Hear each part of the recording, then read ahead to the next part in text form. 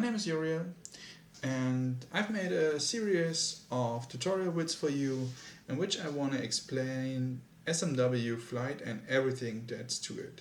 I'm gonna start it slow with takeoff and basic flying. We go into turnaround, sticky flight, before we go to more difficult stuff like precision fly, specific tag, item tag, and even Yoshi flight. I hope you have fun watching this. In this part of the series we want to talk about takeoff, basic flying, and everything that goes with it. And we start off with takeoff. So first thing we're gonna do is we boot up Learning to Fly, which is a very great tutorial and practice hack that focuses around flying. And we take one of the practice rooms here. It's basically the original SMW practice room in Donut Plains 1. But unfortunately in the original game, flying and everything related to it is really not explained. All the message box says is something like tap left and right on the D-pad and you will make it happen. And when we just do this, we will do stuff like this, or maybe this, but definitely not stuff like this. Because for stuff like this, you need to have extreme knowledge about cape, and I want to show you how this is done. But let's take things first. Before we can fly, we actually need to start flying. And for flying, we need the so-called takeoff. We're running with P speed. We have a filled up P meter and we jump. It doesn't matter what jump, but we have to do a jump, normal or spin, and takeoff meter starts to drain. Takeoff meter lasts for 80 frames, which is roughly 1.3 seconds. And that is the phase where we can catch flight. As you saw me now, I pressed B for a normal jump, because for normal flight we need, for actual flying, we need a couple of conditions. We have to have flight, we're not allowed to hold an item, we're not allowed to be on a Yoshi, and we have to have takeoff meter left. Takeoff meter doesn't drain automatically, so if you just keep going up and up and up and up and up, you see me catching flight there as soon as I'm falling. That is one of the conditions. Once the game registers you falling with all the aforementioned conditions met, you get flight. Flight roughly has 6 phases. Hey, editing Uriel here. I just want to show you a quick picture of what the different flight phases look like. And after that we just hit back right into the explanation. One is when we see me going up. Next one is when you see Mario tilt a little bit forward. That is the falling phase. When I hold a little bit backward, that is phase 3. And when we go forward, we have a couple more phases. But actually the only phases we really care about is phase 1. That is the phase that lets us go upwards. And this is phase 6. When we're pressing forward, Mario's cape animation will change in some steps. All of that is a phase. It's phases 5 and 6. And that is something we can use later. But I'm not going to talk about the dive bomb yet. So let's go back to takeoff. Now I said I have to do a normal jump. What happens when we do a spin jump instead? We do a so-called spin flight or spin takeoff. And once our takeoff meter is drained, we do not catch flight. The game checks if we're in normal or spinning mode and registers this is not eligible for flying. So what happens now is we just fall down. And as you just saw me, if you're falling with a cape but not pressing a jump button, you start to fall quicker. If you hold jump, you fall slow with a cape. But as you maybe see, I'm not immediately falling slower, the game checks this every 16 frames if the jump button is held or not, and then you fall down. This is the so-called cape frame rule. It's had another thing, and this is when we do a spin takeoff, you can press very shortly, and you see me doing this twice in a row, like I'm going up, down. The game checks in 16 seconds intervals here too, if you are pressing jump to move you up or down during a spin takeoff. And once the takeoff meter is drained, you just fall slowly or quick, depending on if you hold the jump button. Compare that to doing a normal jump, where we just catch flight. Now that we've talked about takeoff, let's go into a little bit more complicated stuff. We talk about speed and how we change our speed and some other stuff. Now, how do we actually fly? Like, you saw me doing it around now a little bit, but I did not talk about how to do it. The basics are very simple. Like I said, you're running, let us run right, because that is what most players do. You can run full speed, and all you have to do is hold Y. Ignore me pressing B there for so long, I forgot to let go. And you press Y. You press backwards, actually, not right or left.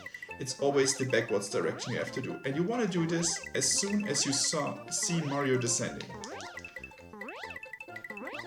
If you do it too early, something like this will happen, and you will just fall. If you do it too late, you do it, but you start falling slowly. So it's a bit timing based.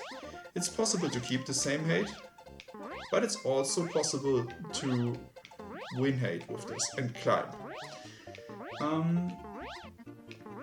Now, what you probably saw me a couple of times here is I've changed my speed.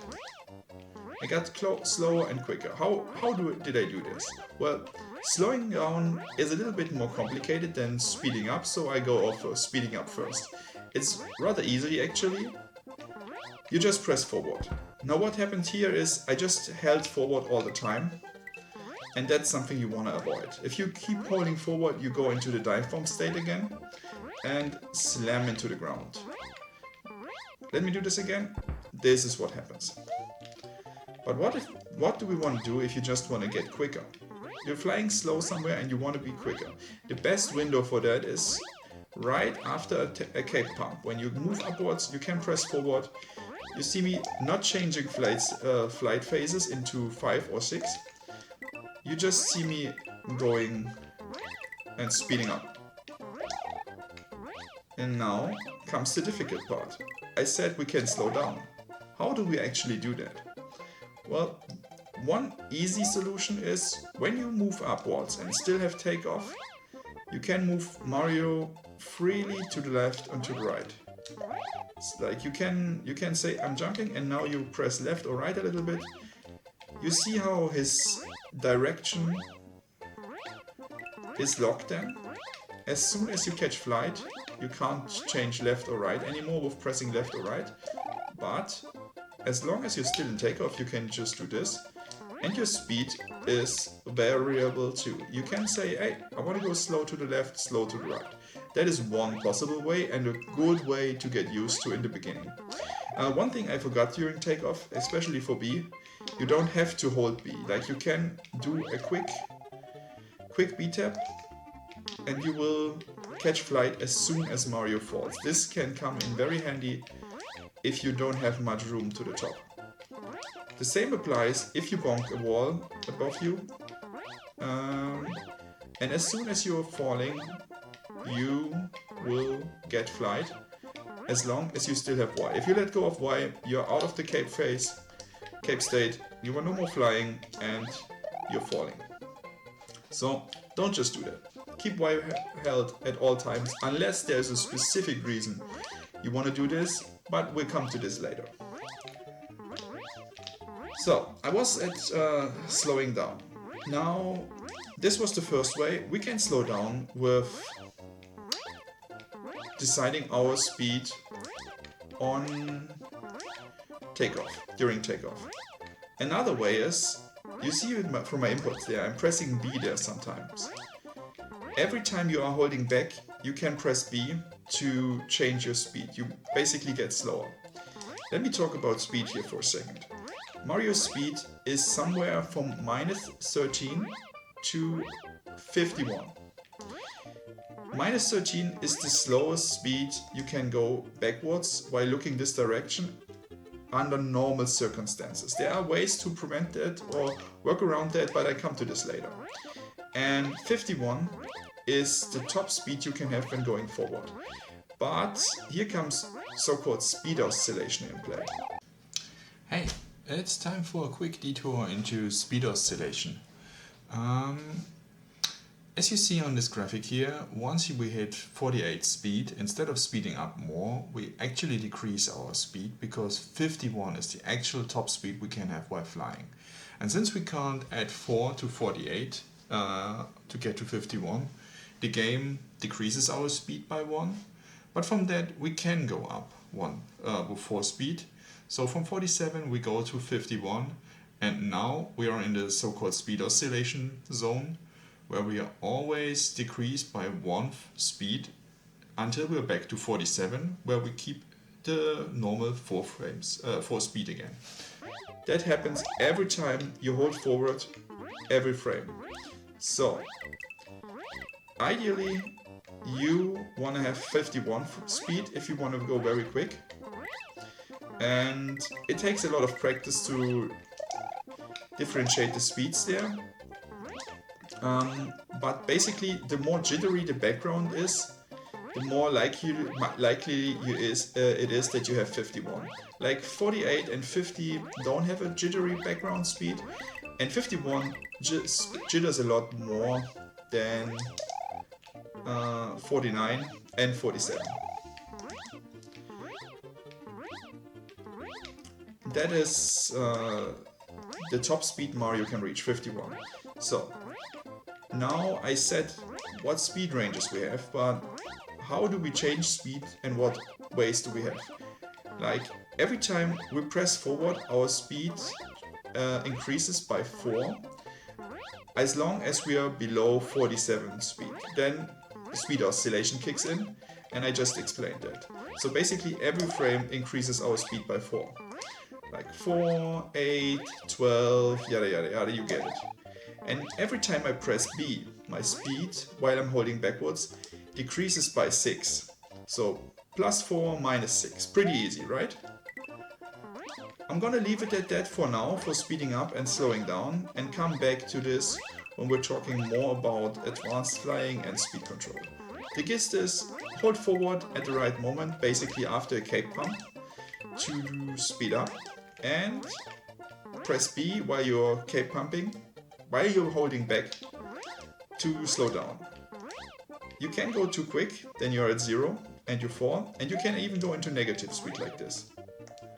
You see me floating backwards. When you're at 0 speed or negative speed, you can't cape pump. Like, nothing will happen there under normal circumstances. There are ways around it, but for now, believe me that you're not flying this way. Another thing that is very cool that Mario can do, excite dive bombing, is bouncing of enemies. I'm gonna change the level for now. There is bouncing on sprites. I think this is a cool level. I'm gonna pop a save here because I want to show you a couple of stuff. Okay, that was dumb, but that is basically what you can do there. Let me just get Takeoff here for a second. So, we have a save state here now that is very usable. It is possible to manipulate the height Mario get. Like, now you saw how high I got. I was holding backwards, like my cape was pulled all the way back, but I did not press B. Now let's try the same again. I'm holding backwards and press B. I got, like, I want to say two more blocks of height there. There are other phases. Like, you saw me there. If I'm pushing forward, yeah, this was not it. If you're tilted forward, the bounce is very small. Basically, the more pulled back your cape is, the higher you go. And if you want to go even higher, you just can press B. It takes some time to get used to, and probably most of the time you will have to play around with it a bit. A common mistake that I'm doing too here, you see a lot, is you press B too late. Like this was good, I pressed B before I hit the wall. If you do it the other way around, like what I'm gonna do now is I float there, and you saw me pressing B after hitting the wall. I'm at 0 speed, and decrease my speed more, I go to -6 there. You wanna avoid that. If you're doing it correctly, you wait till you're floating there, not like this. I want to show it one more time correctly. Like now, you hold B before you hit 0 out on the wall. Otherwise you're moving backwards, and if there's something above you that can kill you, like Death Block for example, or you might miss the sprite, or it might be a disco that behaves not like a Koopa, then you are out of luck there. One more thing I want to show you now is, this is a very good coincidence, it's damage boosting. Like, let me preface this for a second. If you're flying, you can get iframes if you are actually flying. You see me there, and I explained to you that it counts as flying as soon as you're falling. Now I get damage, because the last one was not a jump if I'm flying. That is a pretty common setup in levels. I'm pretty sure I have a level that I can use better for that, so bear with me for a second. Let's open up another very cool hack, Le Plume. This one has a very good damage boosting setup.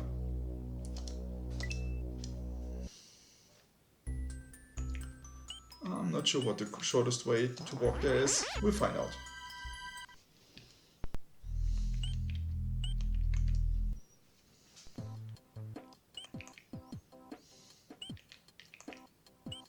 Damage control. This one has the standard obstacle you just saw now. But what I actually want to show you here is the next obstacle. This one. I'm gonna pop a safe state here.